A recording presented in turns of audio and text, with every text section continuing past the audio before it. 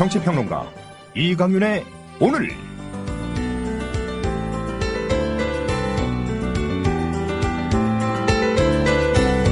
안녕하십니까, 이강윤입니다. 4월 11일 금요일 시작합니다. 아닌 밤중에 홍두깨라는 말이 있습니다. 거의 1년 만에 다시 님을 위한 행진곡이 논란거리로 떠올랐습니다. 아니, 떠오른 게 아니라 정부가 앞장서서 논란거리로 만들고 있습니다. 제가 굳이 아닌 밤중에 홍두깨라는 속담을 인용한 이유는 이렇습니다. 작년 6월 국회는 여야 합의로 5.18 공식 기념곡 지정 촉구 결의안을 통과시켰습니다. 그랬기 때문에 대부분의 사람들이 이 문제는 그때 매듭지어진 것으로 여겼었습니다. 그런데 지난 8일 정홍원 국무총리는 국회 대정부질의 답변에서 아직 국민적 공감대가 더 필요하다면서 기념곡 지정 보류 상태라고 밝혔습니다. 국가보훈처는 보수단체의 반발을 이유로 국회 결의안을 깔아뭉개고 있습니다. 새누리당은 공식 기념곡이란 제도 자체가 없어서 지정을 못하고 있다면서 정부 편을 들고 있습니다. 때리는 시어머니와 말리는 시누이 꼴입니다. 진정으로 의지가 있다면 제도를 만들면 됩니다. 한마디로 옹색과 졸렬 그 자체입니다. 이 곡이 그렇게 무섭습니까? 국민의 대표인 국회에서 여야 합의로 결의안까지 통과시켰는데 무슨 국민적 공감대가 더 필요하다는 겁니까? 여당은 작년에 그 결의안에 왜 찬성했습니까? 정부 여당의 이런 태도는 헌법에 명기된 광주 정신에 대한 도전입니다. 어느 누이라서 5.18 영령 앞에 부끄럽지 않을 수 있을까요? 살아남은 자가 조국의 민주화를 위해 희생된 영령들 앞에 취하는 예의가 이렇게 허접해도 되는 겁니까? 이러고서 우리가 자라나는 아이들에게 올바른 사람이 되거라 라고 말할 수 있습니까? 잠시 후 논란 뉴스 코너에서 이 부분 좀 더 상세히 짚어봅니다. 오늘 오프닝이 좀 길었습니다. 광고 듣고 오겠습니다.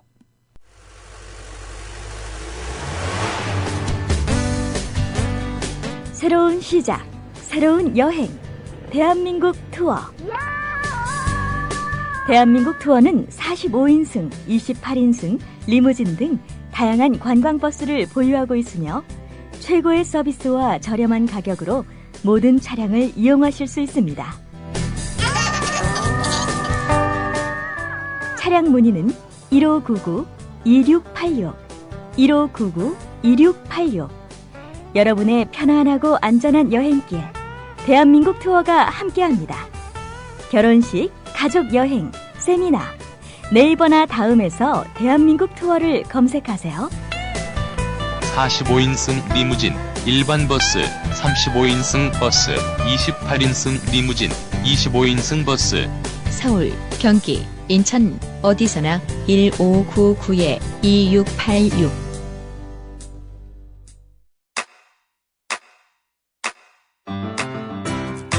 국민라디오 지지하는 4가지 방법 아시나요? 다운로드하기, 별점 주기, 댓글 달기, 구독하기. 국민라디오를 보다 많은 이들에게 전할 수 있는 가장 손쉬운 방법. 다운로드하기, 별점 주기, 댓글 달기, 구독하기. 잊지 마세요. 다운로드하기, 별점 주기, 댓글 달기, 구독하기. 네, 이강윤의 오늘 본격 시작합니다. 오늘 각 코너에서 다루게 될 주제는 경제 쟁점에서는 각 경제 주체별 총 채무, 빚 문제를 짚어보겠습니다. 논쟁 뉴스에서는 조금 전에 말씀드린 대로 5.18 항쟁 광년 님을 위한 행진곡의 지정 관련 좀 상세히 짚어드리겠습니다. 진짜 인터뷰에는 철탑 고공농성 중인 이영익 전 철도노조 위원장을 연결하겠습니다. 청취자 여러분께서 질문하고 싶거나 전하고 싶은 사항 있으시면 게시판에 올려주십시오. 제가 최대한 반영하겠습니다.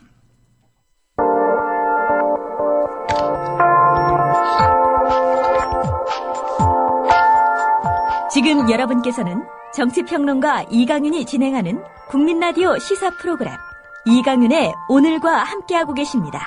계속해서 오늘의 경제 쟁점을 짚어봅니다.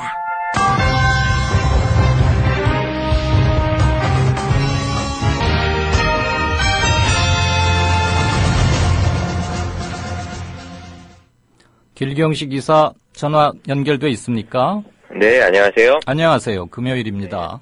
네. 지난 화요일이었던가요? 그때 정부 채무 관련해서 좀 짚어보다가 우리나라 네. 각 경제 주체별 총 채무와 관련된 것을 한번 따로 다뤄보고 싶다. 우리 그랬었죠. 예, 오늘 그걸 좀 다뤄보시죠. 예, 일단 저희 연구소, 김광수 경제연구소에서는 한 1, 2년에 한 번 정도씩 이 네. 한국의 총채무와 관련한 보고서를 발표를 하고 있습니다. 지난 2011년도에도 한 번 발표를 했고, 이번 2014년 들어서는 이제 어제 2013년 말 자료까지 업데이트한 총채무 분석 보고서를 발표를 했습니다. 네. 그래서 그 내용을 바탕으로 해서 현재 우리나라 경제 주체별로 채무 현황이 어떻게 되는지 한번 그 그림을 그려보는 시간을 가지려고 합니다. 먼저 오늘 말씀드린 이 모든 수치는 한국은행에서 이제 자금순환표라는 걸 분기마다 발표를 하는데, 네. 거기에 나와 있는 이제 수치들과 그 국공채 발행 잔고, 그 상장되어 있는 그 잔액을 기준으로 해서 계산을 한 것이고요. 네. 그다음에 지금 이 채무에는 이미 발생한 확정 채무라는 부분이 있고, 국민연금이나 민간보험과 같은 이제 향후에 틀림없이 발생하는 잠재 채무로 이렇게 나누어서 전체적으로 어쨌든 앞으로 발생하게 될 채무가 얼마인지를 좀 분석을 해봤습니다. 네. 그러면 공적 영역의 채무는 현재 상황이 어떻습니까? 일단 공적 영역도 정부의 영역과 공기업이나 연기금을 이렇게 나누어서 한번 좀 살펴봤는데요. 정부의 부채는 일단 일반 정부가 국채 발행 잔액, 지방채 발행 잔액, 또 정부가 일반으로부터 이제 대출한 금액들을 다 포함을 했을 때, 그러니까 중앙정부와 지방자치단체가 다 합쳐서 483조 원의 채무가 있는 것으로 현재 나타났고요. 그다음에 한국은행이 발행하는 통화안정증권이라는 게 있는데, 이게 한 165조 원으로 정부의 총 채무액이 648조 원으로 나타났습니다. 네. 근데 정부에서는 이 통화안정증권 같은 경우에는 이제 한국은행에서 발행을 하는 거니까 정부 채무가 아니다라고 이야기를 하는데요. 실제적으로 이 통화증권이란 건 외환 관리를 목적으로 발행을 하는 것이기 때문에 지금 발행은 한국은행에서 한다라고 해도 원래는 정부, 그러니까 기획재정부 같은 곳에서 발행을 하는 것이 맞거든요. 네. 그렇기 때문에 이는 정부 채무에 포함되는 게 맞을 것 같습니다. 그리고 공기업이나 연기금의 채무를 좀 살펴보면 비금융 공기업의 공기업채라든지 대출, 정부 융자를 합치면 이게 312조 원 정도가 되고, 금융 공기업이 발행한 금융채가 또 82조 원이 되고, 또 연금이라든지 기금 등 이런 데들의 보험 연금이라든지 채권, 대출, 정부 융자가 합해서 65조 원 정도가 돼서 이 다른 공적 영역이 또한 459조 원 정도의 채무를 가지고 있는 것으로 나타나고 있는데요. 네. 이렇게 해서 공적 영역의 채무를 모두 합하게 되면 1098조 원 정도에 달하는 채무가 현재 있는 것으로 집계가 되고 있습니다. 예, 무슨 몇십억만 돼도 잘 상상이 안 되는 숫자인데 네. 몇백조 이래가지고 1100조 가까이 된다 그러니까 예. 도대체 그 체감이 잘 안 됩니다. 그러니까 요새는 기본으로 다 조 단위가 넘어가니까 네. 다들 이게 엄청난 분데도 채무인데도 이게 잘 와닿지 않는다는 말씀들을 많이 하시더라고요. 네. 그러면 반면에 민간 영역 쪽은 어때요? 일단 민간 영역도 크게 가계와 비금융기업, 금융기관 이렇게 세 부분으로 좀 나누어서 한번 좀 살펴봤는데요. 가계 같은 경우에는 대출, 정부 융자를 합쳐서 1162조 원의 채무가 현재 있습니다. 근데 가계대출 같은 경우 이제 조금 더 세분화해서 한번 살펴보면요. 예금 취급한 대출금이 한 825조 원 정도가 됩니다. 이게 은행이라든지 저축은행, 예금을 받는 기관으로부터 대출을 낸 게 한 825조 원 정도가 되고, 보험회사로부터 대출한 게 103조 원 정도가 되고, 여신 전문 기관 대출금이 한 100조 원, 캐피탈 같은 회사한테 빌린 게 100조 원 정도가 되는 거고, 예. 공적 금융 대출금이 또 33조 원 됩니다. 주택금융공사라든지 이런 곳에서 빌린 게 이 정도고, 또 증권사라든지 이제 대부업체한테 빌린 돈도 89조 원에 달하고요. 네. 그다음에 정부 융자가 또 한 10조 원을 넘어가고 있는 것으로 집계가 돼서 전부 다 하면 이제 2013년 말 기준으로 가계만 1162조 원의 채무가 있는 것으로 현재 나타나고 있습니다. 정부 융자라는 건 뭐죠? 정부 융자라는 건 이제 생활 보조라든지 아니면 홀씨 대출 이런 서민 금융 상품들 있죠. 정부에서 이제 그 기금제나 이런 것들에 출연을 해줘서 네, 그쪽에서 이제 대출을 해주는 아니면 뭐 국가 장학금 이런 국가에서 내주는 돈들이 있습니다. 대출 형식으로. 주로 어려운 사람들에게 돌아가게 하는 나랏돈, 일종의 넓은 의미의 맞습니다. 복지로 이해도 되는 겁니까? 거의 그런 셈인 거죠. 그러니까 복지금융이라고 보시면 맞을 것 같습니다. 그게 10조 원이나 되는군요. 예, 어쨌든 대출을 해주는 거니까 이건 주는 게 아니라. 네. 그다음에 비금융기업 같은 경우에는 회사채, 대출금, 정부 융자를 합쳐서 1,173조 원으로 나타났고 금융기관 같은 경우는 이제 금융채 발행 잔액이 또 117조 원 정도 되는 걸로 나타나서 이렇게 민간 영역의 채무를 전부 다 합해보면 이게 2,452조 원으로 나타나서 지금 2014년 말 기준으로 했을 때 한국의 경제 주체의 총 채무 중에 이제 확정 채무, 이미 발생한 채무가 3,559조 원으로 나타났습니다. 네. 근데 지금 잡고 있는 이 채무는 이제 경제 주체가 이자를 지불하는 유이자 금융 채무만을 이제 확정 채무로 간주해서 분석을 한 것이고, 예. 실질적으로 이제 부채라는 개념으로 들어가는 개념은 또 더 큰 개념이 있어요. 그래서 여기는 뭐 주식이라든지 출자 지분이나 파생금융 상품, 상거래 신용 같은 것들이 들어가서 그렇게 될 경우 이제 부채 크기가 더 커지는데, 이 한국은행에서 발표하는 이제 자금 순환표라는 게 있는데 여기에는 한국 부채의 총합이 1경 2,243조 원이 된다라고 나와 있어요. 드디어 경이라는 단위까지 갔군요.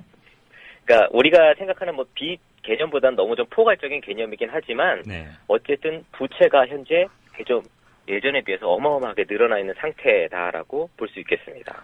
그럼 좀 무식한 질문 하나 드릴게요. 저 걱정이 돼서 빚이 이렇게 많은데 이거 궁극적으로는 우리 국민들이 다 나눠서 갚아야 되는 겁니까? 빚은 절대 없어지지가 않아요. 누군가는 이제 책임을 져야 되는 빚이거든요. 전에도 말씀드렸지만 IMF 때도 은행들이 외채를 당겨다 써서 못 갚으니까 국가가 161조 원의 공적 자금을 투입했고 그중에 이제 100조 원만 받았고 61조는 탕감. 그렇죠. 국민 세금으로 그건 갚은 거거든요. 여기 있는 부채 같은 것도 개인들이 혹은 기업이 국가가 감당을 하지 못하게 되면 결국은 국민 세금으로 거두어서 또 책임을 져야 될 수밖에 없는 상황이 벌어질 수도 있겠습니다. 그럼 말씀 듣고 나니까 겁이 좀 덜컥 나는데요. 왜 너무 빚이 이렇게 커가지고 말이죠. 오늘 좀 청취자 여러분들 좀 어려우시겠습니다. 숫자도 많이 너무 나오고. 숫자가 계속 많이 나왔어요. 단어도 조금 생소한 것들도 계속 겹치고 하니까. 어떤 공부한다는 생각으로 조금 참고 들어주십시오. 그래도 우리 저 길경식 이사께서 최대한 쉽게 소화를 좀 시켜가지고 전해주시는 것으로. 그러면 이 확정 채무 말고도 잠정 채무가 또 있다고 했었잖아요, 아까. 그건 또 얼마나 돼요? 이 잠정 채무라는 건 지금 당장은 이제 지급할 의무가 있는 건 아닌데 앞으로 발생이 거의 이제 확정적인, 그러니까 돌려줘야만 되는, 이제 앞으로 나중에 돌려줘야만 되는 돈을 의미를 하고 이게 공적인 영역에는 이제 연금, 국민연금 같은 연금이 있고 건강보험 같은 이제 보험이 있습니다. 그래서 국민연금 같은 경우에는 이제 잠정 채무가 1,460조 원 정도, 그 다음에 사학연금, 군인연금, 공무원연금을 합쳐서 한 596조 원 정도, 그리고 여기에 또 건강보험이 플러스 알파가 되는데요.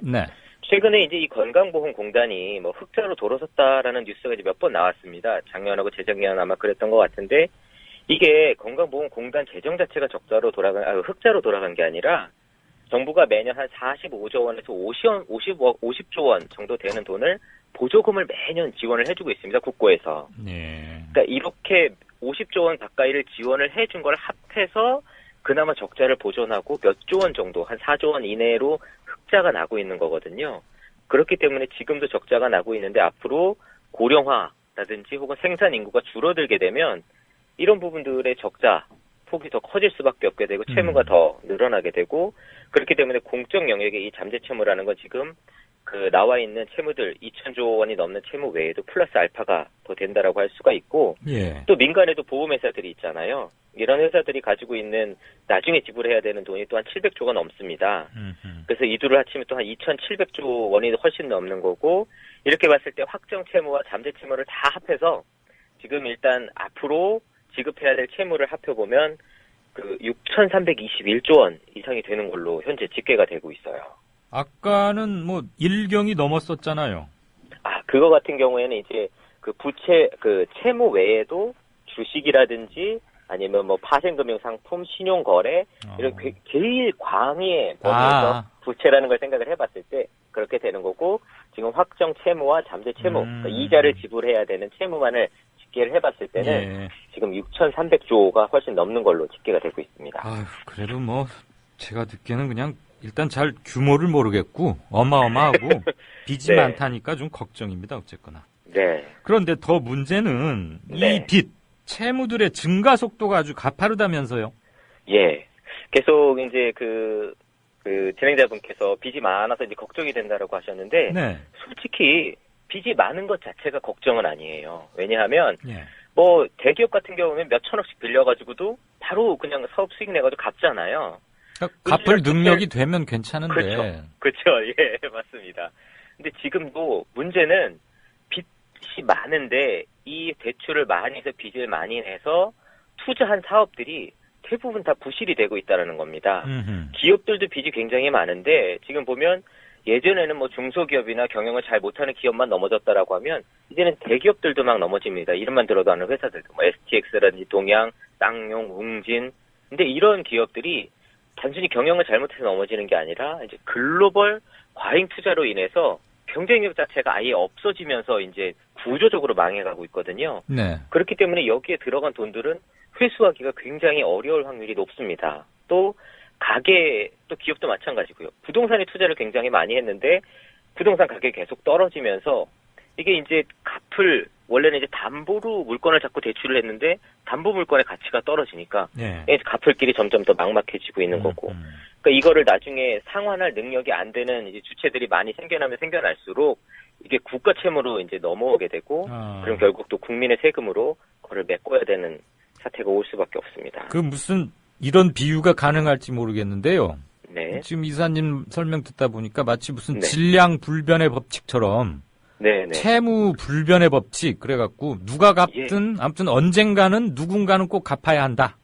누가 그렇죠, 되었건. 맞습니다. 아하. 예. 그러니까 뭐 우스갯소리로 세금하고 빚은 예. 없어지지 않는다고 얘기하는데 실제로 그렇습니다. 누군가는 책임을 져야 하는데 근데 아직도 정부에서는 예. 대책이라고 내놓는 게 뭐 경기 부양하고 이렇게 한다고 규제 풀어주면서 투기 그 예전에 그린벨트 이런 지역 풀어주면서 투기하라고 몰아붙이고 있고 예. 계속 가게에도 무슨 논이다 하면서 빚내서 집 사라는 정책을 계속 펴고 있거든요. 예. 이거는 현재 경제 상황을 개선해주고 경기를 부양하는 게 아니라 오히려 낭떠러지로 이렇게 밀어버리는 굉장히 안 좋은 대책이기 때문에 국민들께서 이런 부분에 대해서 좀 정확히 좀 더 알아보시고 올바른 정보를 가지고 좀 선택을 하시는 게 중요할 것 같습니다. 아니 조금 이상한데요.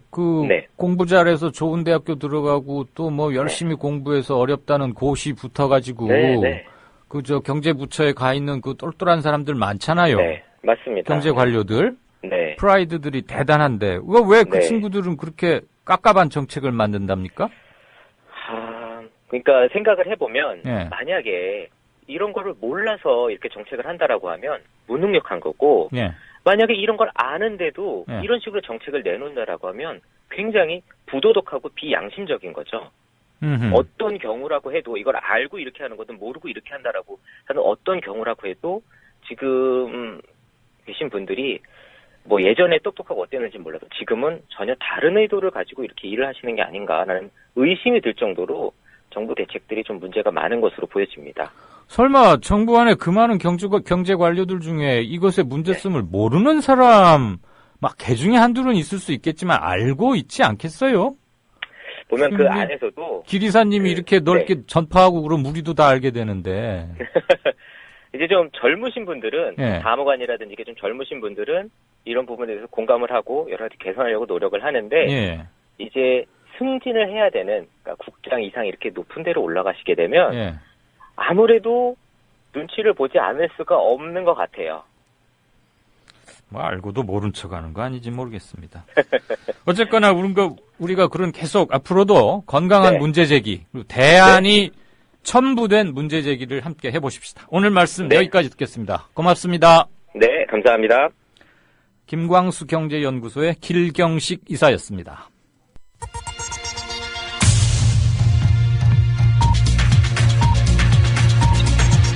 국민TV 뉴스 기자 안은필의 논쟁으로 본 뉴스. 네, 논쟁 뉴스. 아까 말씀드렸다시피 오늘은 5.18 임을 위한 행진곡 관련 논란 정리해 보겠습니다. 안은필 기자 어서 오십시오. 네, 안녕하십니까. 네. 보수단체들이요, 지난 9일에 그 임을 위한 행진곡, 그들의 입은 과연 누구인가, 이런 그 자극적인 제목으로 조선일보에 광고를 하나 냈습니다. 임을 위한 행진곡을 광주 5.18 민주화운동의 기념곡으로 지정하면 안 된다, 이런 내용인데요. 네. 임을 위한 행진곡이 5.18의 기본 정신에 부합하지 않고 또 국민 화합에도 바람직하지 않다, 이런 주장입니다. 예. 그 광고 내용을 좀 보면요. 그 임을 위한 행진곡은 특정 단체들이 순국열사, 순국선열과 호국영령에 대한 묵념을 하지 않고 애국가 대신 부르는 노래다. 또 원곡은 북한에서 제작된 5.18 모략 영화 님을 위한 교양시의 배경음악이다. 또 각종 반정부, 반체제 시위 현장에서 폭력을 휘두르며 소리쳐 불렀던 그들의 임은 과연 누구인가. 그리고 마지막으로요. 작사자는 국보법 위반으로 복역한 월북 반체제 인사. 그렇기 때문에 이런 5.18 추념일의 기념곡으로 임을 위한 행진곡을 지정하면 안 된다, 이런 겁니다. 그래서 이분들이 과연 생각하는 5.18의 기본 정신이라는 건 뭔지 이게 좀 궁금했습니다. 그 궁금함도 좀 함께 풀어주세요. 네. 이 광고 참 듣고 보니까 황당한데 그 문제점 하나하나씩 좀 해부를 해봐 주시죠. 예, 일단 광고 내용이 전부 일방의 주장이고요. 주장 내용도 사실과 다른 부분들이 있습니다. 먼저 원곡이 북한 영화의 배경음악이다, 이렇게 말을 했는데, 임을 위한 행진곡이 만들어진 시기는 1981년입니다. 그런데 이 영화, 님을 위한 교양시가 제작된 시기는 1991년이거든요. 그럼 이게 이 영화 음악이 이것의 원곡일 수가 없는 그런 거고요. 또 그 작사자가 월북한 반체제 인사다, 이런 말을 했는데, 네. 그 월북이라는 말은 그 38선을 넘어서 북한에서 산다는 뜻 아니겠습니까? 북한으로 갔다 그런 예, 얘기죠. 그렇죠. 예. 그런데 이 곡의 작사자인 소설가 황석영 씨는 북한에 가기는 갔죠. 근데 방북을 한 것이지 이것을 월북했다라고 표현하는 것은 좀 이상한 부분인 그렇죠. 것 같습니다. 예. 예. 그리고 주목해 볼 만한 것이요. 이 광고 내용이 네. 국가보훈처의 견해와 거의 똑같습니다. 네, 보훈처가 지난 2월 24일에 5.18 기념곡 지정 추진 사항이라는 것을 보고를 했는데요. 어디다 보고했어요? 이게 국회의원들 전체 회의에서 보고를 했던 네. 모양입니다. 근데 이때 보고한 내용이 이번에 나온 광고의 내용하고 거의 동일하다는 겁니다. 예. 심지어 이제 새정치민주연합의 강기정 의원에 따르면 이 광고를 낸 단체들 중에 2개의 단체는 자신들이 광고와 관련해서 어떤 통보를 받은 바가 없다, 이렇게 밝혔다고 하는데요. 그러니까 허락이나 동의 없이 그 단체명을 가져다 쓰기도 했다는. 그냥 이름만 빌려주고 광고 돈이랑 집행은 딴 사람이 했다 이거죠? 아예 이 광고에 대해 이야기조차 듣지도 못하고. 그러니까. 예, 맞습니다. 그러니까 이름을 도용당한 거군요. 그렇습니다. 예. 근데 이런 광고 속지 않으려면 제대로 아는 게 뭐 당연한 얘기고, 청취자 여러분들 뭐 많이 알고 계시겠지만 혹시 모르시는 분을 위해서 임을 위한 행진곡 어떤 곡인지 간략하게 설명을 좀 해주세요. 뭐 네. 노래를 불러주셔도 좋습니다. 그건 짧게. 제가 불가능할 것 같고요. 네. 임을 위한 행진곡은 5.18 민주화운동 당시에 희생된 윤상원 열사와 네. 노동운동가 박기순 열사의 영혼 결혼식을 위해서 작곡된 곡으로 알려져 있습니다. 예. 말씀드렸다시피 1981년도에 만들어진 곡인데 김종률 씨가 작곡을 했고요. 소설가 황석영 씨가 맷비날이라는 시를 개작을 해서 가사를 붙였습니다. 이 맷비날이라는 시를 쓴 분이 통일문제연구소의 이제 백규환 소장님이고요. 예.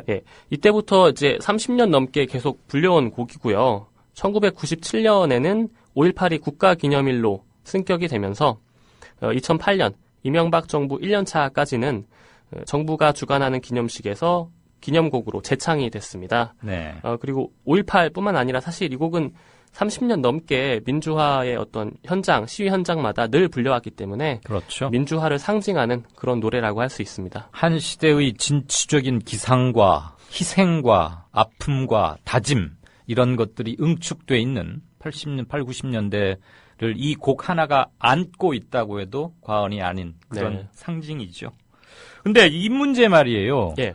박근혜 정부 출범한 몇 달 되지도 않아서 작년에도 굉장히 시끄러웠어요. 그리고 예. 전국적으로 비난 여론이 아주 급등을 했는데 왜 또 이 4월 초에 말이에요? 아직 5.18 뭐 한 50일쯤 남았나요? 뭐 이제 한 달 달쯤 조금 남았나요? 더, 예, 더 남았죠. 예. 도대체 작년 얘기도 좀 예. 짚어보세요.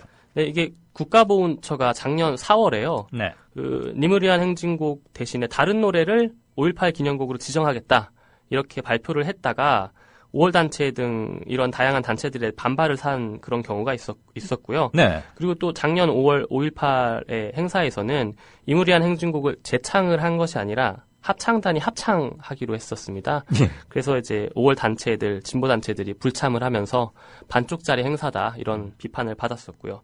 그래서 이러한 그 문제점이 생기니까요. 국회가 작년 6월에 이무리안 행진곡을 5.18 공식 기념곡으로 지정하자 네. 이런 촉구 결의안을 통과시켰습니다. 네. 이때 당시에 여야 국회의원 158명이 결의안 통과에 찬성표를 던졌는데요. 네. 이제 그때로부터 거의 1년이 다 된 상황이지 않습니까? 그런데도 달라진 점은 딱히 보이지 않는 그런 모습입니다. 며칠 전에 국무총리가 뭐라고 답변했었습니까? 국회에서. 아, 예.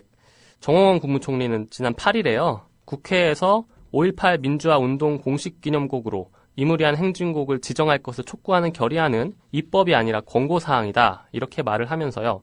그 사항을 존중은 하지만 국민의 또 다른 목소리를 무시할 수가 없다. 잘못하면 국론이 분열될 수가 있다. 이렇게 말을 했습니다. 네. 그리고 바로 다음 날인 9일, 앞서 말씀드린 광고가 조선일보에 실렸고요. 그리고 어제인 10일에는 국회 정무위원회 전체 회의가 열렸는데요. 이 문제를 놓고 여야가 갈등을 빚다가 40분 만에 해산이 되어버렸습니다. 예, 정홍원 국무총리 답변이 5.18뿐만이 아니고 얼마 네. 전에 4.3 추모 행사 때 예. 오전에 제주에 가서는 이렇게 말하고 예. 오후에 국회 와서는 또 그와 정반대의 딴소리하고 뭐 그랬잖아요. 예, 맞습니다. 그것도 마지막으로 좀 정리를 해 주시죠. 예, 얼마 되지도 않았습니다. 4.3 추념식에 당시에 박근혜 대통령은 건강사정으로 불참했고, 이제 정홍원 국무총리는 참석을 했었는데요. 오전에는 추념식에 참석을 했던 이 정홍원 총리가 오후에 다시 국회로 돌아가서는 이 10년 넘게 조사가 진행됐던 4.3 희생자의 명단을 재검증해야 된다. 예. 이런 취지의 말을 해서 굉장히 물의를 일으켰고요. 그리고 이 추념식에 불렸던 또 합창곡이 아름다운 노래라는 곡이 쓰였습니다. 네. 그런데 이 곡은 축제에 쓰이는 곡이라서 예, 네. 이런 점도 비판을 받았습니다. 네. 역사가 오늘 최소한 우리가 누리고 있었던 이 자유와 인권까지 발전하는데 한 4, 50년 걸렸는데 네. 다시 옛날로 돌아가는 데는 불과 1, 2년밖에 걸리지 않는군요. 반동 무섭습니다. 네, 지금까지 국민TV 아는필 기자였습니다. 고맙습니다. 네, 고맙습니다. 시청자 여러분 안녕하십니까? 미디어 협동조합 국민TV가 만우절인 4월 1일 오늘 거짓말처럼 30명도 채 안 되는 취재 제작 인력으로 거짓말처럼 매일 1시간짜리 생방송 뉴스를 만드는 TV방송을 시작합니다. 서울중앙지방검찰청에 중계카메라 나가 있습니다. 박보아 PD. 국민TV 뉴스 유지연입니다. 국민TV 뉴스 김희주입니다. 국민TV 뉴스 김진입니다. 국민TV의 첫 TV 프로그램은 밤 9시 당신의 진실한 메신저 뉴스K가 있습니다. 뉴스K 국민이 세운 미디어 협동조합이 만듭니다. 네, 청취자 게시판에 임을 위한 행진곡 국가기념지정곡 보류에 대해서 아주 분노의 목소리 격앙된 여러분들의 반응이 잇따라 올라오고 있습니다. 이런 것들은 일치 단결해서 꼭 관철해야 하는 것이고 야당이 존재하는 이유가 이런 데 또 있지 않을까 싶습니다. 밤 9시에 하는 뉴스K 미리 들어보는 시간인데요. 청취자 게시판에 왕싸가지 좀 읽기가 좀 재밌는데 재밌는 대화명 닉네임을 쓰시는 분께서 제가 어제 뉴스K에 뭐 잠깐 나가서 기초공천 폐지 여부에 대해서 뭐 좀 전문가 뭐 한 게 있는데 그 사진을 올려주셨네요. 참 감사드리고 이렇게 보니까 아주 쑥스럽기도 하고 쌍방향으로 소통한다는 게 이런 거다. 이런 걸 좀 실감할 수 있습니다. 처음에 조금 굉장히 무겁고 격앙돼 있는 것 같아서 좀 풀어본다고 드린 말씀인데 어줍지 않았다면 용서하십시오. 자, 미리 보는 뉴스 K. 황준호 팀장 나와 있습니까? 예, 안녕하십니까? 네, 안녕하세요. 예. 금요일입니다. 예. 네. 토요일은 어떻게 되죠, 뉴스 K? 저희는 토요일, 일요일은 하지 않습니다. 네. 이틀간은 쉬시는군요. 예. 뭐 기자는 기사만 나가지 않을 따름이지 쉬지는 않죠. 그렇습니다. 네, 네. 오늘 밤 뉴스 K 주요 아이템 뭡니까? 예, 오늘 그 서울시 간첩 사건의 피고인인 네. 유성 씨의 결심 공판이 있었습니다. 그렇죠. 그래서 그리고 이제 오늘 검사가 구형을 하는 날이고 또 2주 뒤에는 최종 선고가 있는 날인데요. 네. 오늘 구형 공판에서 검찰들이 5시간 정도 굉장히 긴 시간을 할애해서 유호성 씨에 대한 범죄 혐의 이런 것들을 추가한 것들을 추궁했다고 하는데 네. 그런 사정 어떻게 돌아갔는지 일단 짚어보겠습니다. TVU 그 현장 중계 카메라를 연결하겠습니다. 예. 그리고 또 이제 정치 기사에서는 오늘 새누리당 제주지사 후보가 원희룡 전 의원으로 결정됐습니다. 예. 그리고 또 동시에 새정치민주연합에서는 오늘 무지개 선대위라는 게 구성돼서 첫 번째 회의가 있었는데 예. 거기서 약간 벌써부터 이제 기초공천 논쟁이 끝나고 나서 또 공천을 가지고 신경전을 벌이는 것 같은 조짐이 살짝 드러났습니다. 그래서 그런 것들 짚어보고 또 특히 경기도지사 후보 네. 그 경기도지사 경선에서는 이게 뭐 안철수 의원 측과 구민주당 측의 갈등이라고 보기에는 좀 무리가 있는데 아무튼 팽팽하죠, 양쪽이. 예, 그렇게 보기는 무리가 있지만 어쨌든 경선 룰을 가지고 지금 김진표 예비 후보가 후보 사퇴까지도 얘기를 했거든요. 네. 그래서 그런 전후 사정이 어떤 건지를 좀 살펴볼 예정입니다. 예. 또 오늘 국방부에서 북한 추정 소형 무인기 중간 조사 발표가 있었는데 네. 그거의 문제점은 뭔가에 대해서 저희 김진희 PD가 전문가들한테 들은 얘기 이런 것들을 모아서 보내드리겠습니다. 하나만 말씀해 봐 주세요. 예. 대표적인 문제점. 그게 대표적인 문제점이라고 하면 네. 크기가 너무 작아서 그게 그만큼 밑으로 내려와서 다시 올라갈 수 있는 그런 정도의 비행기냐 무인기냐 아하.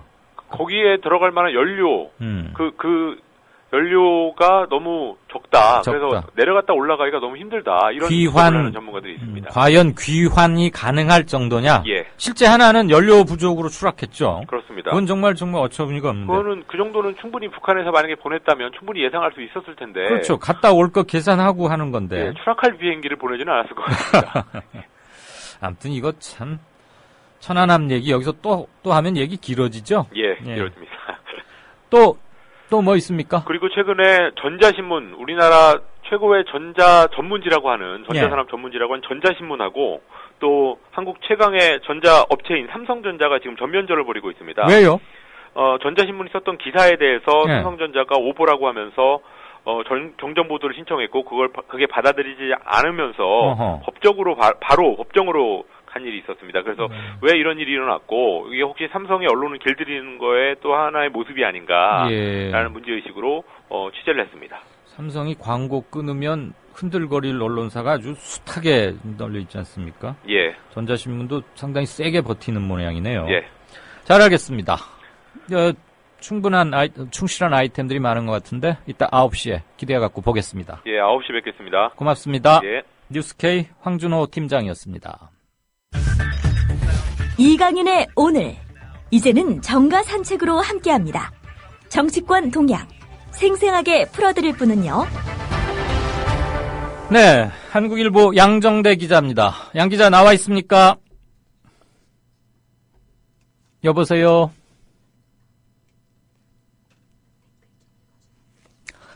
지금 양정대 기자 전화 연결이 조금 지연되는 모양입니다. 어제 기초선거 공천을 최종 결정한 새정치민주연합이 오늘 이제 첫 번째 선대위 회의를 열었는데, 재작년에 문재인 대선 후보가 썼던 말 그대로 또 한 번 쓰는군요. 용광로 선대위. 그래서 2+5 그래가지고 민주당의 간판급 선수들은 다 이름을 내걸고 함께 참가하자 이런 것들이 있고. 여보세요? 예, 안녕하세요. 양정대 기자? 네네. 네, 저를 살짝 당황하게 만드셨어요. 저는 들렸어요. 그런데요? 목소리가 안 들렸던 모양인데요. 그런데 왜 대답을 안 했습니까? 대답 크게 했는데요. 네. 신문사 같았으면 이건 제가 아주 호되게 혼을 한번 낼 거였는데, 청취자들이 계시기 때문에 넘어가겠습니다. 새정치민주연합, 어제 이제 큰 산맥을 하나 넘었고, 오늘 첫 번째, 선대위 관련 회의 열었죠? 예, 그렇습니다. 그 소식 먼저 한번 간추려 보십시다. 예, 아무래도 어제까지의 그 혼란상을 극복하고, 좀 다른 방향으로 우리 매진한다. 이런 모습을 보여주고 싶었던 것 같습니다. 네. 오늘, 이른바 영광로 선대위를 꾸렸고요. 선대위원장단 회의를 했는데요. 네. 다들 아시다시피 김한길, 안철수 두 공동대표가 선대위 상임위원장을 맡았고요. 문재인, 손학규, 정세균, 정동영, 김두관, 이름만 들으면 다 알만한 대선 주자급 인사들로 공동 선대위원장단을 꾸렸습니다.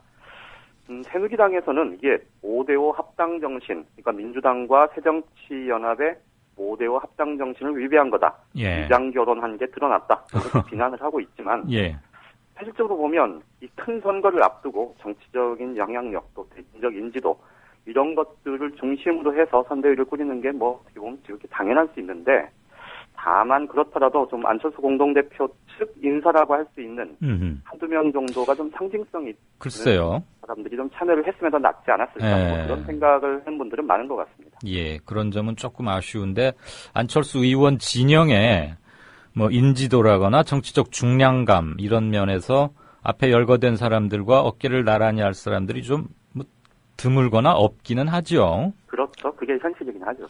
그나저나 새누리당은 참 오지랖이 넓어요.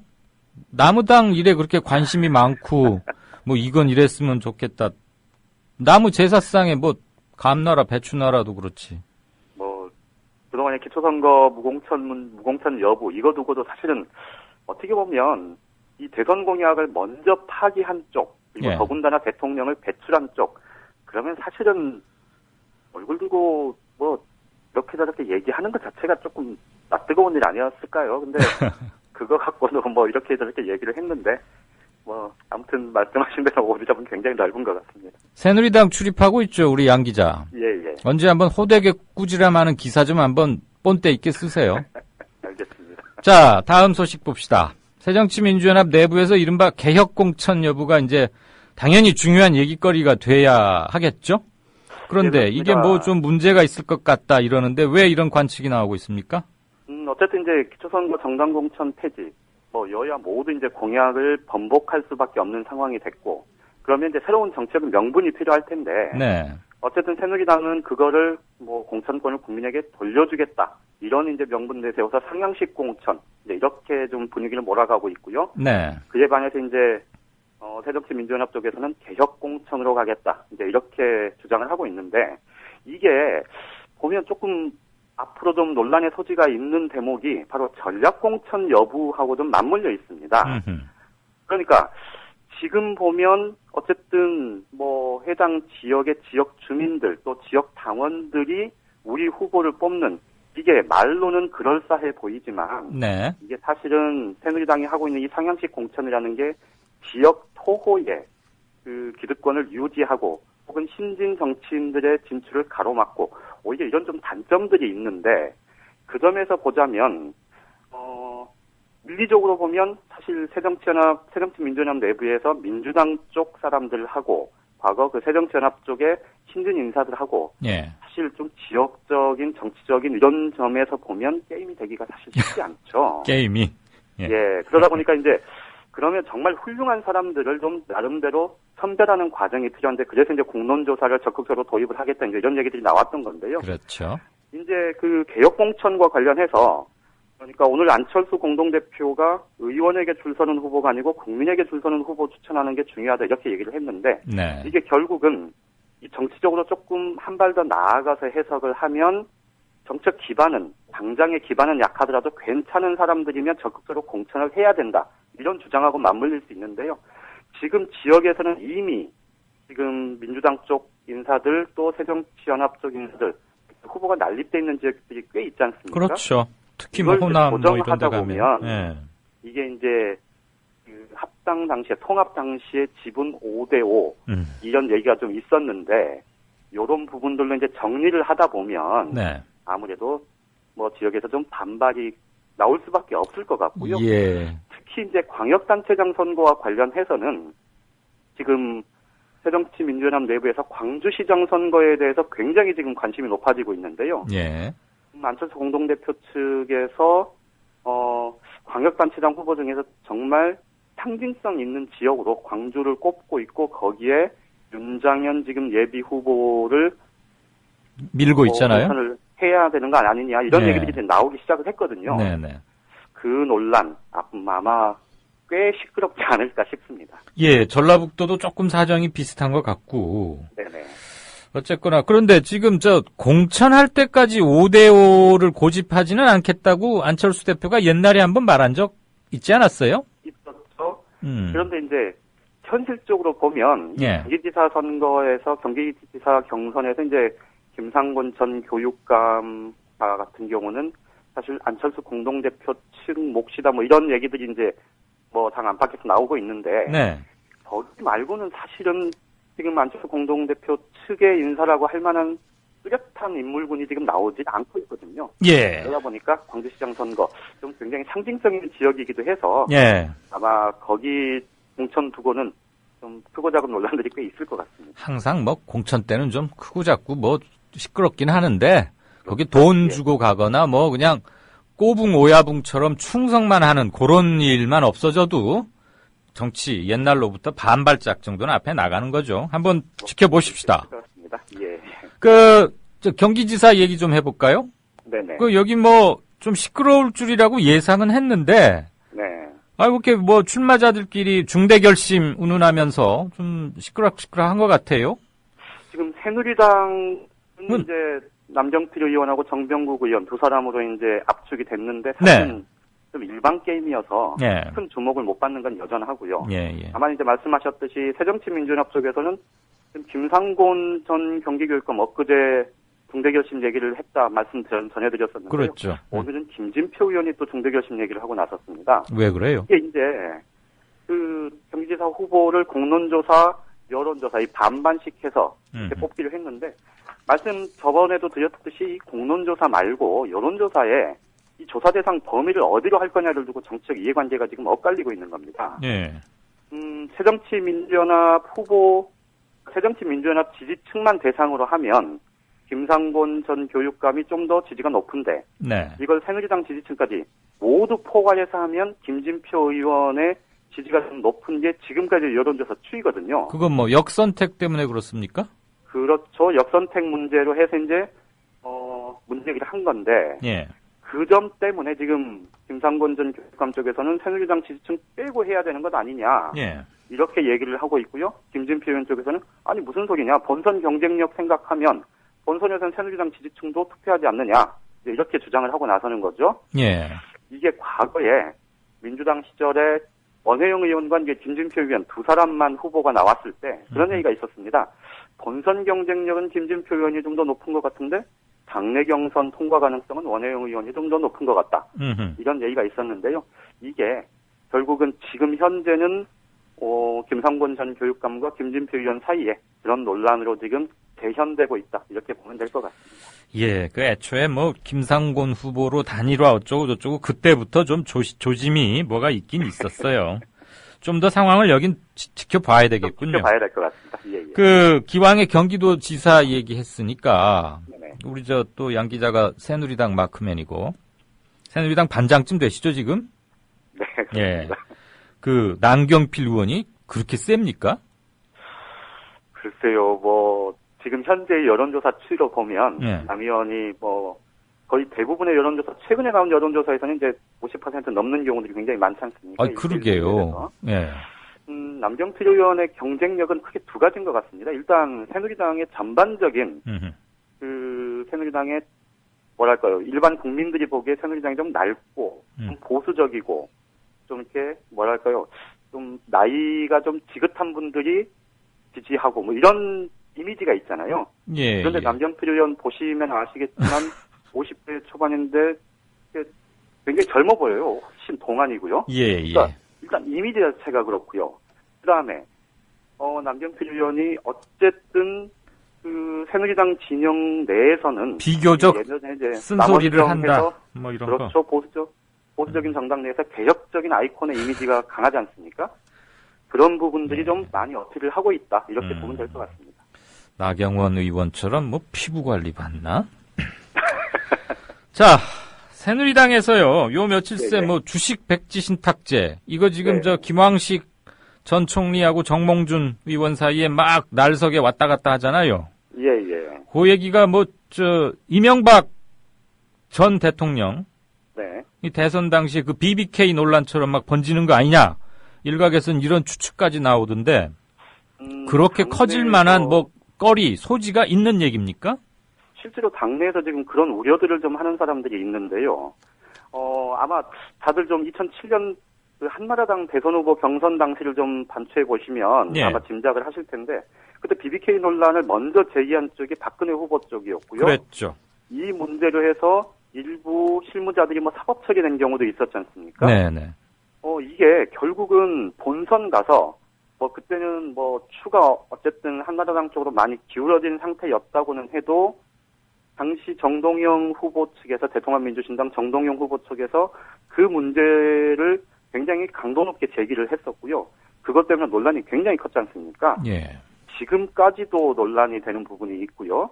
그런데 이 주식 백지 신탁 문제가 좀 가만히 보면 뭐 논란 자체 수위는 그렇게 갈지 모르겠지만 내용은 좀 다르긴 한데 그런데 수위의 문제가 지금 김황식 전 총리 측이 연일 주식 백지 신탁 문제에 대해서 정몽준 의원 측의 입장을 분명히 밝혀라 이렇게 지금 요구를 하고 나섰는데요. 예. 이게 몇 가지 근거가 있고 이 근거가 실제로 주식 백지 신탁 문제 이거 정말 정몽준 의원이 서울시장 됐을 때는 좀 논란이 될 수 있겠구나. 이런 이제 근거들이 지금 몇 가지가 보이고 있는 겁니다. 우선 하나는 이명박 전 대통령이 서울시장으로 당선된 이후에 주식 백지 신탁 제도가 도입이 되니까 가지고 있던 현대중공업 주식을 처분을 한 사례가 있습니다. 예. 그거 청문회 때도 TV 토론 때도 김황식 전 총리가 공개를 했죠. 그랬었죠. 네. 그리고 김황식 전 총리가 TV 토론 때 한 가지 얘기했던 게 이제 그 새정치민주연합의 박홍근 의원이 사실관계를 처음 확인을 했던 건데요. 실제로 지난 5년간 현대중공업과 현대중공업 그룹의 계열사인 현대오일뱅크가 서울시하고 500억 원 정도 되는 그 물품 구매 거래를 한 사례가 있습니다. 그럼 업무 연관성이 있다 이렇게 보는 거죠 지금? 그러니까 그렇죠. 이게 이제 그렇다면 이거를 조금 정초해서 보면 업무 연관성 부분이 있기 때문에 물품 거래 대금이 거래가 있었던 거고 이명박 전 대통령도 주식을 처분했던 것 아니냐 이런 해석이 가능하지 않습니까? 이게 지금 야권에서 본격적으로 문제 제기를 하지 않는 상황에서 여권 내에서 당내 경선에서 이 문제가 계속해서 이게 불씨가 사그라들지 않고 계속해서 불거지면 결국은 이게 본선 가서도 유리할 게 없다 이런 얘기인데요. 정몽준 의원 측의 대응 자체가 또 다른 논란을 불러일으키고 있습니다. 네. 이게 명확하게 우리가 검토를 해봤더니 별 문제 없다, 있다 이런 얘기가 아니고 우리 당선되고 나면 그 위원회에서 결정하는 대로 따르겠다 이렇게 얘기를 하고 있는데요. 그렇죠. 이게 제기하고 있는 김황식 전 총리 측에서 제기하고 있는 질문에 대해서 명확하게 답변을 하지 않는 측면이 하나가 있고요. 또 내부적으로 보면 정몽준 의원 측에서는 지금 정몽준 의원이 가지고 있는 주식의 시가총액 가치가 1조 9천억 원대, 그러니까 2조 원 가까이 되는데 이게 현행 주식 백지 신탁 제도의 법적인 이 적용을 하게 되면 이걸 시가로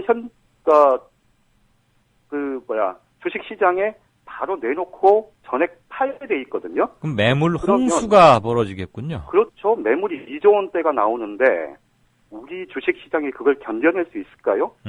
사실 힘들거든요. 그런데 정몽준 의원 측에서는 그것 때문에 위원회가 쉽사리 설령 100% 연관성이 있더라도 직무 연관성이 있다 이렇게 결론 내기 어려울 거다 이제 이런 짐작을 하고 있다고 하는데 이 문제가 어쨌든 여권 내에서 야당에서 불 지피기도 전에 여권 내에서 논란이 계속해서 이어지고 있는 것에 대해서 지금 새누리당 내부에서는 좀 우려가 굉장히 나오고 있는 겁니다. 뭐 잠재적 시한폭탄이다. 뭐 이런 정도로 일단 정리를 할 수 있을 것 같습니다. 그렇습니다. 예. 저기 제주지사 새누리당 네. 오늘 후보 확정됐죠? 예, 그렇습니다. 지금 오늘 경선 100% 여론조사 경선 참 논란도 많고 말도 많았는데요. 어쨌든 원희룡 전 의원이 한 거의 70% 가까운 이 압도적인 득표율로 오늘 후보로 최종 확정이 됐습니다. 그 우금민 현 지사는 안 나오겠답니까? 그거 좀 지켜봐야 될 대목입니다. 지금 우금민 지사가 싱가포르 출장 가 있다고 하고요. 네. 내일 이제 귀국을 할 예정인데요. 주말 때 좀 입장을 정리해서 이르면 일요일, 늦어도 다음 주 초반에는 출마 여부를 최종적으로 밝히겠다. 이제 이런 구상이라고 하는데요. 그런데 이제 우금민 지사의 출마 여부가 좀 이게 주목을 끄는 건 사실 우금민 지사가 무소속으로 있다가 작년 11월까지 입당을 했잖아요. 근데 그 글을 따르는 무리들이 굉장히 많지 않습니까? 그렇죠. 17,000명을 입당시켰다고 하니까요, 같이. 네. 그런데 이제 우금민 지사가 입당을 하는 그 과정에 작년 초반에 이른바 박근혜 대통령의 그 원로 그룹 7인회 멤버죠. 현경대 전 의원. 네. 현경대 전 의원이 사실 우금민 지사를 입당시키는데 결정적인 역할을 했다는 건 뭐 공공연한 사실이고요. 또 같은 제주 출신이고요. 그렇죠. 그런데 그래서 우금민 지사가 만약에 출마를 결심을 한다. 예. 혹은 출마를 결심하지 않는다. 이게 결국은 청와대가 이번 제주지사 선거를 어떻게 바라보느냐의 의중이 좀 일단이 드러날 수도 있다. 이런 얘기들이 나오는데 특히 청와대 쪽에서 원희룡 전 의원 또 지금 중구 당협위원장 자리를 놓고 겨루고 있는 나경원 전 의원 두 사람에 대해서는 좀 비토하는 의견들이 많다. 이런 얘기들이 나오고 있어서 청와대에서 그 원희룡하고 나경원 두 사람을 좀 싫어한답니까? 대체로 분위기가 그렇답니다. 왜 밉보였답니까? 글쎄요, 이런 정말 농담인데요. 네. 나경원 전 의원은 박 대통령보다 좀 더 미모가 그런 거 아닐까요? 원희룡 전 의원 같은 경우는 사실 예전 2007년 대선 후보 경선 때부터 그 박근혜 대통령의 그 당내 지도력 이런 거에 대해서 굉장히 문제제기를 많이 했던 터라. 예, 세게 붙었죠 그때. 그랬었다고 하고요. 그 이후로 좀 사이 좀 멀어졌다고 하는데 어쨌든 우금민 지사의 출마 여부 이게 이른바 청와대 의중 이것과 맞물려서 해석될 소지가 꽤 있어서 좀 관심이 가는 대목입니다. 그런 점을 잘 유념해서 봐야 되겠군요. 여보세요? 네네. 네. 그러면 지금 하나만 더 여쭙죠. 우금민 지사가 아직 탈당하지는 않았죠? 그렇죠. 네. 출장에서 돌아오면 아무튼 얘기가 있겠습니다. 그렇죠. 작년 11월까지 다시 입당했으니까 또 탈당하기는 쉽지 않겠죠. 근데 제주 그 세 명의 트로이카, 우금민, 신구범, 김태환 이 사람들은 막 서로 바톤 터치하듯이 당도 막 여에서 야로, 야에서 무소속으로 또 복당 이걸 하도 많이 해가지고 저도 사실은 정신이 없어요. 어느 분이 어느 정당을 어떻게 거쳐갔는지 대충 잘 모르겠는데 어쨌든 세 분 모두 여야 무소속을 두루 거쳐갔던 것만은 분명합니다. 예. 정치부 기자들 큰 선거 앞두고 있기 때문에 주말이 따로 없을 텐데 짬짬이 잘 쉬시고 앞으로도 계속 좋은 소식 부탁합니다. 고맙습니다. 예, 고맙습니다. 네, 지금까지 한국일보 정치부 기자 양정대 차장이었습니다. 4월 10일 새누리당 최고위원 회의. 자기들이 먼저 대선 공약을 파기한 것은 완전히 잊었던 모양입니다. 남 얘기하는 그들의 얘기를 들어봅니다. 최경환 원내대표. 안철수 대표는 자신이 얼마나 당원들과 국민들의 뜻과 다른 것을 절대 선인양 아집을 부려왔는지 되돌아보는 계기가 되기를 바랍니다. 심재철 최고위원. 호랑이 잡으러 호랑이 굴에 간다더니 잡혀먹히고 말았습니다. 거짓말을 하는 것도 한두 번이지 대통령을 꿈꿨던 사람이 이게 뭡니까? 도대체 언제까지 국민들을 말 바꾸기 철수 시리즈로 속일 겁니까? 본인의 이름인 철수는 이제 불명예스러운 정치적 트레이드 마크가 됐습니다. 이번에 공천을 할지 말지를 결정하면서는 정치 생명을 걸겠다고 말했는데 이제 공천을 하기로 결정됐으니 정치 생명, 곧 정계 은퇴를 하는 게 약속을 지키는 일일 겁니다. 안 대표가 만든 V3는 바이러스라도 잡았지만 정작 본인은 말 바꾸기로 약속 위반 바이러스를 계속 만들어냈으니 이제 그만 다운될 시간입니다. 그리고 아프리카 예술박물관 이사장을 지낸 홍문종 사무총장. 그간 안 대표가 보여준 오락가락 리더십은 국민에게 큰 피로감을 안겨줬으며 기초선거 공천선의 결정으로 민주당에 입당한 명분마저 사라진 안 대표에게 새 정치를 기대할 국민이 어디 있겠습니까? 오늘도 철수하시면 내일은 안 철수하실 것인지요. 이러다가 여의도에서 철수하시지는 않을런지요. 국민들의 우려의 목소리입니다. 자, 그런데 정우택 최고위원은 212자나 자기들에게 부메랑이 될 만한 말을 해서 논란이 될 것 같습니다. 새누리당에게 하는 이야기인지 새정치연합에게 하는 말인지 이것만 들어서는 잘 모를 그 말 들어보시죠. 이처럼 겉다르고 속다른 정당에 이제 대체 무슨 대의 명분이 있으며 어떠한 얼굴로 국민 앞에 나서서 국민을 위하겠노라고 주장할 수 있을지 모르겠습니다. 감탄고토라는 옛말이 생각이 납니다. 무공천의 열매가 달아 보여서 삼키려 했더니 막상 먹어보니 쓴맛을 알고 바로 뱉어내 버렸습니다.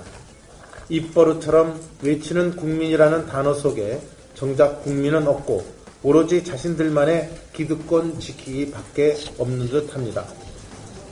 얄팍한 지식과 얕은 수로 자꾸만 국민을 운운하지 말고 초심으로 돌아가 진정으로 국민을 위하는 게 무엇인지 생각해 보길 바랍니다. 새정치연합은 최경환 원내대표가 하신 말씀으로 답해도 될 것 같네요. 누나들의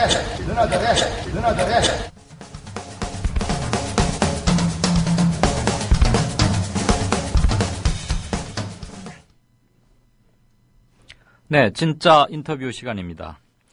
철도공사 코레일은 파업 직후 노조 간부 130명 해고, 중징계 404명, 그리고 노조를 상대로 162억 원의 손해배상 청구 소송을 제기했습니다. 또 116억 원을 가압류했고요.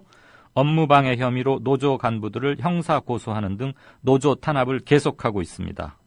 공사 측은 올 상반기 직렬별 정원 대비 5 내지 10% 규모로 강제 전보를 실시할 방침이었는데 조합원들이 대규모로 삭발을 결행하는 등 현장에서 거세게 반발하고 나서자 그 전보 규모를 축소해 시행했습니다. 하반기에 대규모 강제 순환 전보가 예상되고 있습니다. 이런 가운데 철도노조 이영익 전 위원장과 유치상 전 사무처장이 그저께 새벽 철탑 고공농성에 들어갔습니다. 수색역에 있는 철탑 고공농성 중인 이영익 전 위원장을 전화로 연결합니다. 위원장님 나와 계십니까? 예, 안녕하세요. 아이고, 제가 저 위원장님으로부터 안녕하시냐는 인사를 받으니까 굉장히 면구하고 쑥스럽고 좀 죄송해집니다. 안녕치 못하시지요, 위원장님은 거기서? 아니요, 저 잘 지내고 있습니다. 요즘 뭐 낮에는 봄이라고 그래도 밤에는 기온이 상당히 내려가고 또 봄 기후가 뭐 또 변덕이 심하고 그래서 건강도 그렇고 지금 그저께 들어갔으니까 이틀 밤 지내셨는 건가요? 예, 9일날 올라왔습니다. 네네. 철탑 농성은 우리가 작년에 뭐 한진중공업에 김진숙 위원장 때도 보긴 했는데 어쨌거나 이런 일이 또 벌어진다는 것 자체가 일단 우리나라 노동 환경 그리고 안타까운 일일 수밖에 없는데 지금 올라가 계신 곳은 대략 높이가 몇 미터쯤 됩니까? 예, 이 철탑이 약 45m 정도 된다고 합니다. 네. 예, 저희는 45m 꼭대기에 불이 있기가 네. 비좁아서 그 바로 밑에 거기서 농성을 하고 있습니다. 그래서 지금 두 분이 어떻게 그냥 겨우 등을 대고 앉을 정도의 공간 뭐 이 정도만 확보가 된 건가요? 누울 수는 있어요? 네, 뭐 꼬부리고 누울 수 있습니다. 아, 그 잠자리는 어떻게 침낭 같은 걸로 하고 계십니까? 예, 그 조그만 1인용 텐트를 쳤고요. 네. 거기 침낭을 덮고 네. 그렇게 잠을 자고 있습니다. 식사나 또 하루에 한 번씩 매일 처리해야 되는 그런 거는 어떻게 해결을 하세요? 예, 저희들을 뒷바라지하기 위해서 철탑 밑에 네. 동지들이 워낙 배려를 많이 해주셔서 예. 식사도 잘 하고 있고요. 네. 용변은 오늘 처음 봤습니다. 예. 아, 참. 그럼 저 밑에서 노조 간부들, 위원장님 비롯한 그 두 분을 옹위, 보호, 이렇게 좀 지켜주고 하는, 모두 몇 분쯤이나, 대략 몇 분쯤 와 계세요? 매일 상주하는 인원은 5, 6명 되고요. 네. 그리고 많은 또 조합원들이 와서 위로와 격려를 보내주고 있습니다. 예, 예. 조금 초반부에 어떻게 지내시는지 이런 것들을 좀 소상하게 눈앞에 그려지도록 하기 위해서 제가 조금 자세히 여쭤봤고요. 두 분 다 50대를 조금 넘기셨죠? 예. 저는 52살이고요. 네네. 유치상 동지는 53살입니다. 네. 한참 한 인생의 가장 꽃봉오리이자 또 가장 역동적으로 일할 나이고 가정에서도 매우 중요한 시기를 보내고 계실 텐데 철도인으로 살아오신 이력을 두 분께 짤막하게 좀 전해주시겠습니까? 예, 저는 91년도에 입사해서 올해 23년째 근무를 하고 있고요. 네. 유치상 동지는 87년도 입사해서 27년째 여기 수색에서 근무를 해왔습니다. 예. 이런 고생을 사서 하시는 이유가 철도공사의 강제 순환 전보. 그러니까 지금 업무와 직렬을 그냥 본인의 의사나 특성 이런 것들을 고려하지 않은 채 마구 섞어버리는 거잖아요. 예. 강제 순환 전보가 어느 정도로 자행되고 있고 사측은 어떻게까지 하려고 했는데 그나마 줄어들어서 이 정도입니까? 예, 지금 사측에서는 인력이 넘치는 소속의 인원을 인력이 적은 곳으로 보내서 철도공사의 인력 불균형을 해소하겠다. 네. 이런 취지로 이 강제 순환 전보를 계획하고 있다고 언론에 말을 하고 있는데요. 네. 그동안 차량 분야의 인력이 2,000명가량 감축이 됐습니다. 네. 그리고 인력 부족 때문에 정기 검수를 하지 않은 차량 86%가 현재도 운행이 되고 있고 상당히 위험한 상황입니다. 제대로 정비를 못 받은 차량들이 지금 운행하고 있다 이 말씀이십니까? 예, 제 날짜에 정기 검수를 받아야 되는데 네.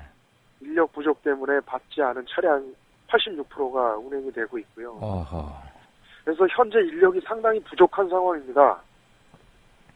그런데 제가 근무하고 있는 서울 차량 사업소에 68명이 오바티오라고 그렇게 설명하면서 네. 이번에 비희망자 15명을 다른 소속으로 강제로 보낸 것입니다. 예.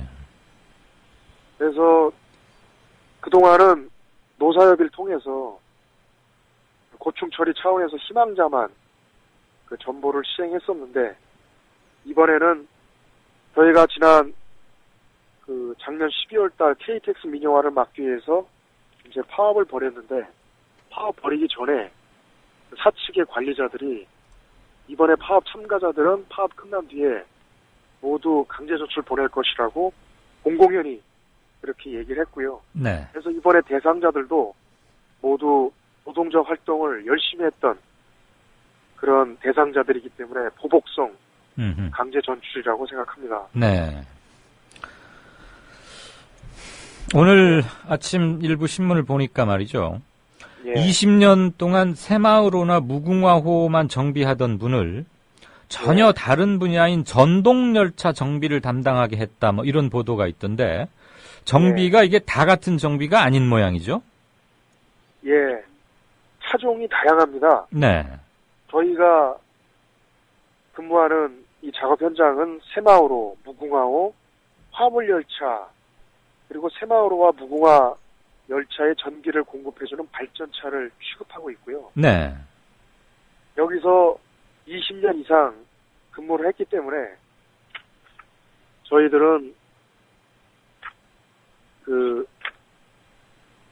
도면을 보지 않아도 눈 그동안 감고도 할 쌓은 수 있다. 경험과 전문성 덕분에 도면을 보지 않아도 정비할 수 있는 사람들입니다. 네. 이런 사람들을 완전히 다른 차종을 정비하는 곳으로 보낸다는 것은 상당한 비효율을 발생시키는 것이고 시민의 안전에 무관심하다는 것을 증명하는 것이다 이렇게 생각합니다. 그러니까 뭐 비유하자면 야구 선수한테 갑자기 축구팀으로 보내갖고 축구하라 그러면서 너 왜 이렇게 못하니? 뭐 이렇게 막 압박하고 그러는 형국으로 이해하면 됩니까?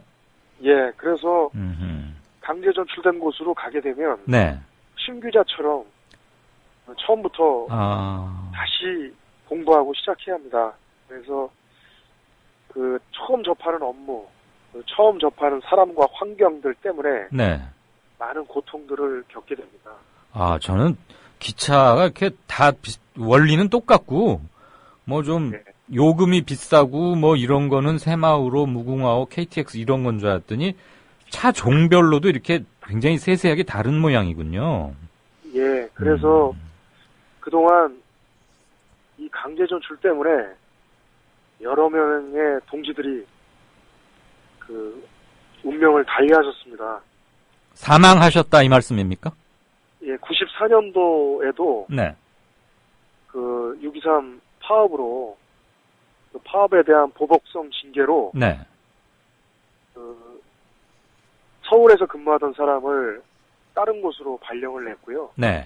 그분이 고립된 생활과 스트레스 때문에 병이 발생됐고 경찰 조사 과정에서 화장실 창문을 깨고 투신 자살했던 적도 있고요.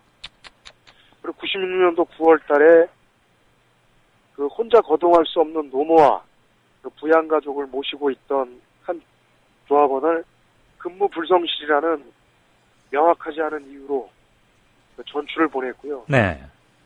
이 전출의 부당성을 관리자들에게 선처를 호소했지만 이것이 받아들여지지 않아서 이분이 항의를 하는 뜻으로 신라를 몸에 붓고 분신을 하시기도 했습니다. 참.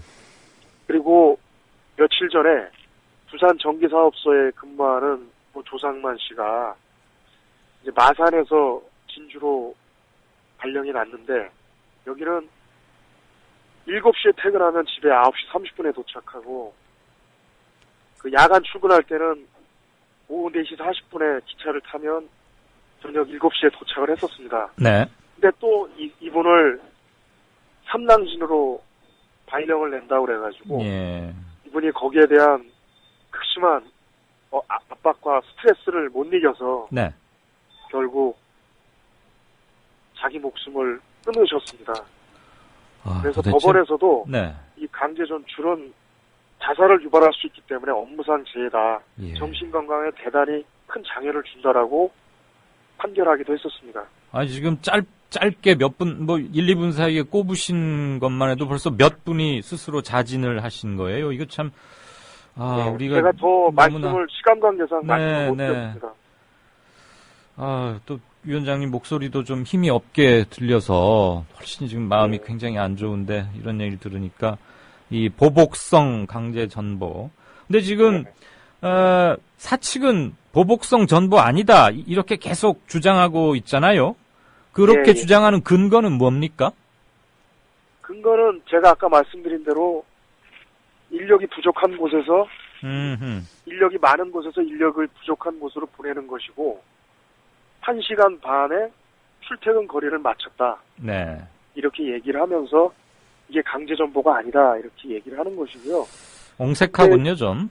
이런 강제 전보를 매년 2차례 시행을 하겠다고 합니다. 앞으로요. 그래서 파업 참가자들을 대상으로 그렇게 하겠다 이거죠. 거기에는 일단 4배수로 선정을 하는데요. 네. 그 4배수를 선정해서 그 중에서 이제 뽑아가지고 강제 전출을 보내는데 네. 이번에 보내진 그 명단을 보면 네. 그 노동조합 활동에 아주 적극적으로 활동했던 사람들이 대다수를 네. 이루고 있습니다. 네. 의도를 충분히 짐작할 수 있는 그런 인선 같습니다.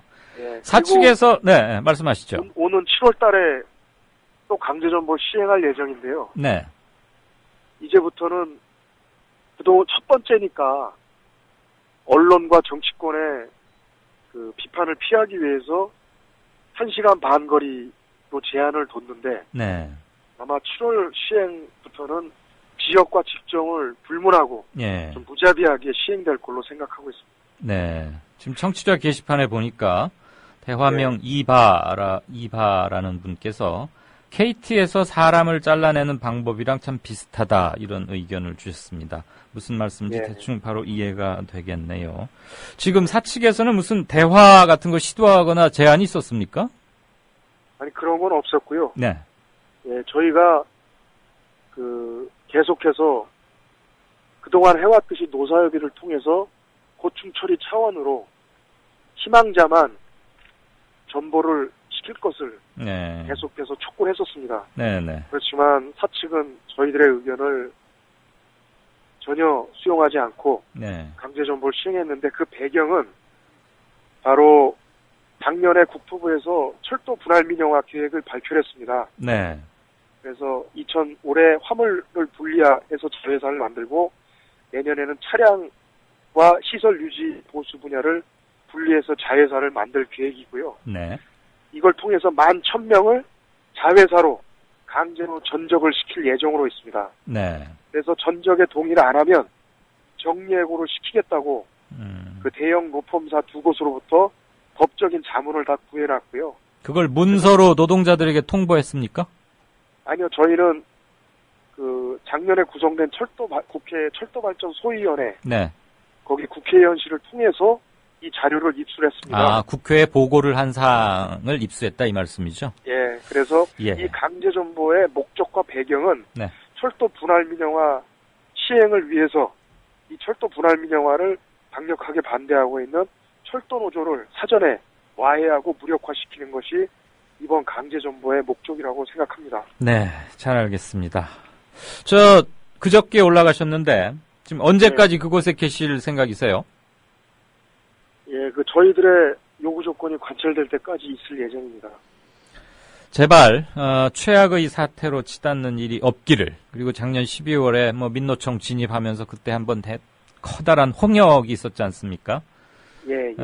사회가 진전하고 발전한다는 것, 노사관계도 한 척도인데 참극 없이 강제 충돌 없이 제발 그 직전에서 뭔가 좀 잘 되기를.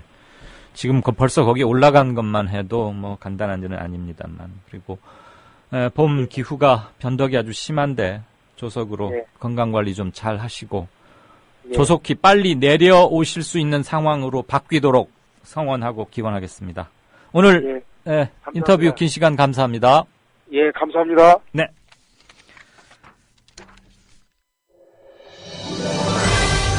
이광윤 정치평론가 모시고 살펴보도록 하겠습니다. 이광윤 정치평론가 나오셨습니다. 이광윤 정치평론가와 함께 전망을 좀 해보겠습니다. 이광윤 정치평론가 나오셨습니다. 기자 출신 정치평론가 이광윤의 오늘. 발등이 가려운데 구두 위를 긁는 일이 적어도 없도록 하겠습니다. 길 잃은 대한민국의 나침반이 되겠습니다. 이광윤의 오늘 5시 반 저녁길 시사 프로그램 이광윤의 오늘. 정치평론가 이광윤이 함께하는 국민라디오 이광윤의 오늘.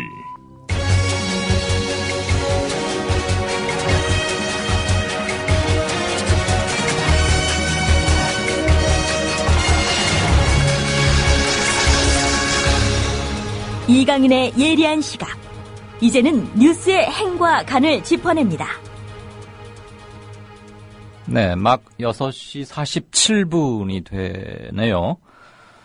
청취자 게시판에 동그리 동동이라는 대화명을 쓰신 분께서 조금 이따 6시 55분부터 뉴스에 들어가는데 그 뉴스 들어가기 전까지 조합원 24,000명 돌파해요, 우리! 이렇게 격려성, 촉성 말을 남겨주셨습니다. 그랬더니 다른 분이 또 와 좋다, 열심히 응원해야겠어요 라는 답글도 다셨네요.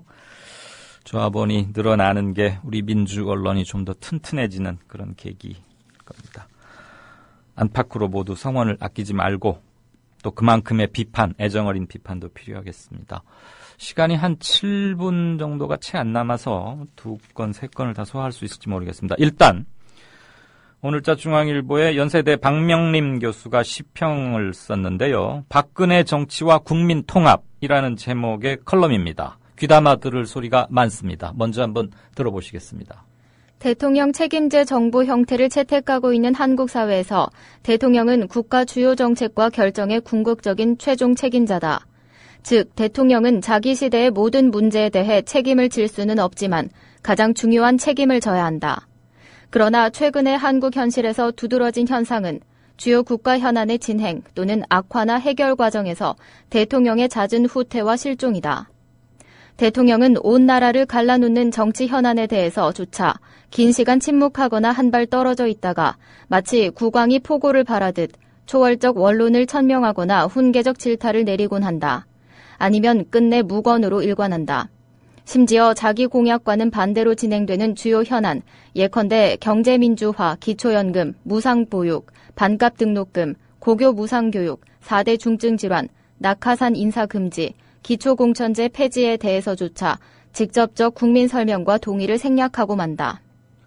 동의를 생략하고 만다. 그러니까 불통이 어느 지경에까지 와 있는지를 아주 압축적으로 잘 묘사를 하고 있습니다. 이 박 교수는 한국 현대정치사 쪽 공부한 분이어서 상당히 학계에서도 인정을 받는 분인데, 건국 이래 국가 문서들을 이렇게 보니까 대통령들이 공개적 의사 표명에 관계없이 주요 현안에 대해서 누구보다 깊이 꿰뚫고 있다는 것을 알 수 있었다. 학자로서 지금 얘기를 하는 거예요. 즉, 대통령의 포고와 초월, 외면과 침묵은 다분히 의도적이라는 것이죠. 이른바 이제 포고령 정치 또는 포고 정치를 말하는 건데, 짧고 강렬한 단문어법으로 복잡한 상황을 일거에 정리해버리는 특징이 있는 포고 정치는 박근혜 대통령의 당선 이전 오랫동안 정치인 박근혜의 장기이기도 했습니다. 그래서 선거의 여왕이다 이런 말도 들었고, 아주 기자들이 물으면은 무색할 정도로 짧게 대답을 해버리죠. 그러니까 그것을 또 좋게 보는 측에서는 아주 간단 명료 분명하다 이랬고, 그걸 또 비판하는 측에서는 이렇게 긴 문장을 구사할 뭐가 안 되는 모양이다. 그러니까 이렇게 단문에 가깝게 짧게 말한다. 어쨌거나 그랬는데 그게 대중들에게 일정 부분 어필을 했던 건 사실이에요. 인정할 건 인정해야죠. 의원 시절에 말이에요. 이제 당직을 갖고 있었던 이런 시절에. 그런데 한 타당과 진영의 대변자로서 경쟁 진영에 승리하기 위해서 사용하던 포고 정치나 진영 정치는, 그건 선거전에서는 굉장히 역량을 발휘할 수 있죠. 상대를 이기는데도 유효한 수단이 되고. 그렇지만 지금 새누리당의 대통령이 아니지 않습니까? 어쨌거나 대통령이 됐으면, 만약에 문재인 후보가 되었다고 해도 민주당이나 친노의 대통령이었겠어요? 대한민국을 대표하는 것이죠. 두말할 필요 없이. 그건 대통령 취임 선서에도 나오는 것이고요. 헌법까지 굳이 갈 필요조차 없는 거예요.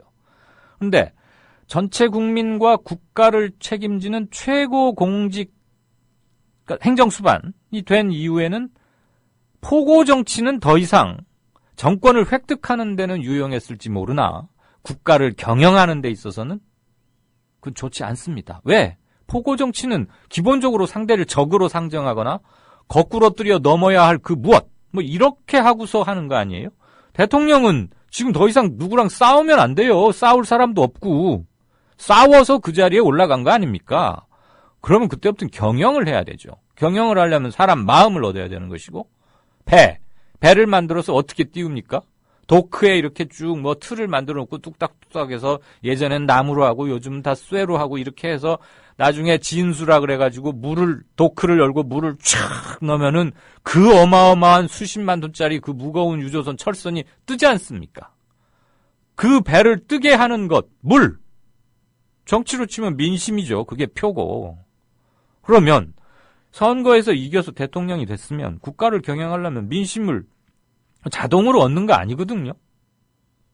대통령에 취임하는 순간부터 채점을 당하기 시작하는 것이고 사람 민심이 얼마나 무섭습니까? 그래서 예전에 정치학 교과서가 없던 그 옛날에도 민심은 천심이다 이런 말이 있었던 거 아닙니까?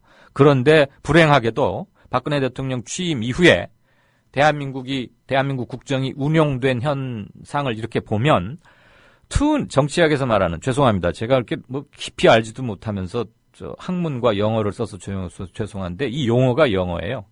Two Nations Policy라는 게 있습니다. 두 국민 정책, 굳이 번역하자면 이런 건데, 한 국가를 구성하는 구성원들을 두 개 집단으로 나눠버리는 거죠. 그래서 Two Nations Policy. 그래서, 근데 그 나누는 기준이 이념이에요. 대표적인 게 색깔론이죠. 지금 우리 보수 진보 이렇게 나누는 식으로, 종북 딱지를 붙인다거나. 그렇게 해가지고, 어느 한쪽, 특히 자기가 딛고 있는 네이션스 그룹이 다수일 경우에는 더할 나위 없이 좋은 거 아니겠습니까? 그래서 그쪽만 믿고 그쪽 위주에서 정치를 해나가는 거예요. 디바이드 앤드 룰, 분할 통치인 거죠. 그러면 소외된 쪽, 반대편은 늘 적개심을 가질 수밖에 없고 계속 싸울 수밖에 없고, 그러면 그것은 이미 국민 통합과는 완전히 거리가 멀어지는 거예요. 우리는 같은 단일 민족임에도 불구하고 정권을 어떻게 운영하느냐에 따라서 마치 딴 민족처럼, 또는 술 마시면서들 이런 말 많이 할 텐데 딴 나라 뭐처럼 이렇게 가는 겁니다. 혹시 현 정부 집권 그리고 대통령을 지근의 거리에서 보좌하는 사람들이 머릿속에 Two Nations Policy 같은 게 들어있는 건 아니냐 하는 의문을 박명림 교수는 제기하고 있는 겁니다. 국민 대통합은 박근혜 후보가 내걸었던 경제민주화와 함께 내걸었던 2대 공약이었습니다. 그런데 1년 3개월 동안 국민 대통합위원회 무슨 일을 했는지 묻고 싶습니다. 한강변에서 무슨 날 좋은 날 축제인가 한번 했던 기억밖에는 없습니다. 시간 나시면 오늘 제가 시간 관계상 더 긴 말씀은 못 드립니다만은 박근혜 정치와 국민 통합이라는 제목에 이미 메시지는 많이 담겨 있다고 보고요. 이것을 한번 읽어보시면서 주말 보내시는 거, 그리고 건강하게 주말 보내시고 저는 월요일 오후 5시 30분에 다시 뵙겠습니다. 감사합니다.